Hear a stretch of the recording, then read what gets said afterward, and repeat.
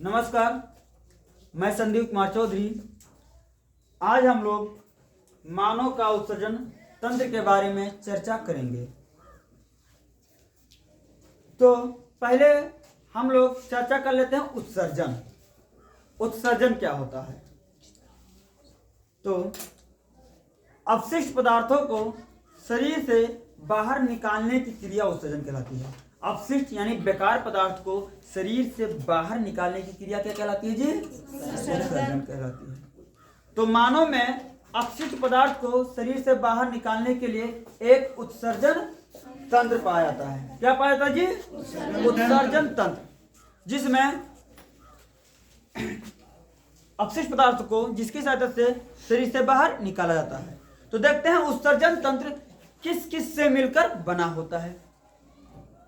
जो मनुष्य का उत्सर्जन तंत्र है वह किस किस से मिलकर बना होता है।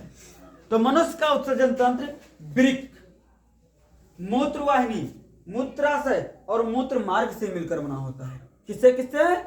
वृक्क, मूत्रवाहिनी, मूत्राशय और मूत्र मार्ग से मिलकर के बना होता है।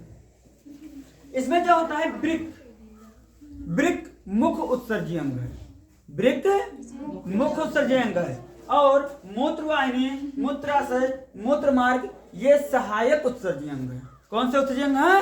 सहायक उत्सर्जी अंग है। तो अब हम लोग जानेंगे एक एक बारे में, एक एक करके सभी के बारे में चर्चा करेंगे कि वृक्क क्या होता है, मूत्रवाहिनी क्या होता है, मूत्राशय क्या होता है और मूत्र मार्ग क्या होता है। तो वृक्क जो होता है वह सेम के बीज के आकार का होता है।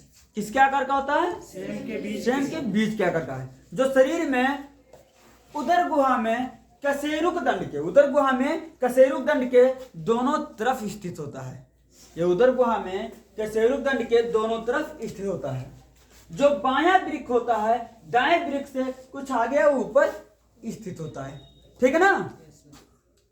ये जो वृक्क होता है, वृक्क के अंदर कुंडलित रूप से नलकानुमा संरचनाएं, बहुत सारी संख्या में कुंडलित रूप से नलकानुमा संरचनाएं पाई जाती हैं जो रुधिर को छानने का कार्य करती हैं। जैसे रुधिर में कुछ अपशिष्ट पदार्थ जैसे यूरिया, यूरिक अम्ल, इसी कुंडलित नुमा संरचना में रुधिर में उपस्थित कुछ अपशिष्ट पदार्थ जैसे यूरिया, यूरिक अम्ल और रुधिर में उपस्थित अतिरिक्त जल, जैसे अधिक मात्रा में जल हो गया, अतिरिक्त जल और लवण को ये कुंडलित नुमा संरचना इसके अंदर जो होती हैं वो छान करके इसको मूत्र के रूप में बाहर निकालती हैं।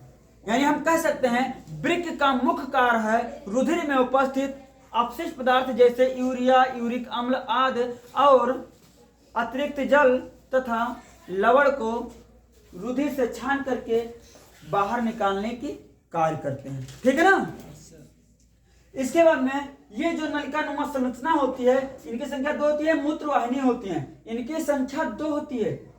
ये अपने ओर के वृक्क से जुड़ी होती हैं।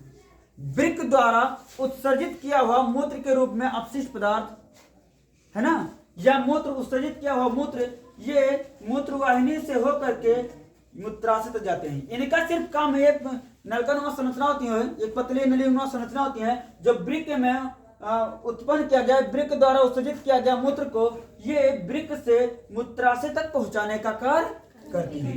अब ये देख लीजिए मूत्राशय क्या होता है? मूत्राशय एक थैलीनुमा संरचना होता है। कैसे संरचना होता है जी?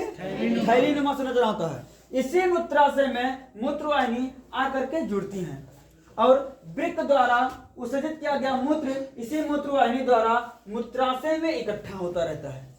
यानी मूत्र जो होता है इसी मूत्राशय में इकट्ठा होता रहता है तथा मूत्राशय भर जाने पर मनुष्य को मूत्र त्याग करने की इच्छा होती है तथा इसके नीचे एक स्थिर लंबी नलकानुमा संरचना मूत्र मार्ग कहलाती है।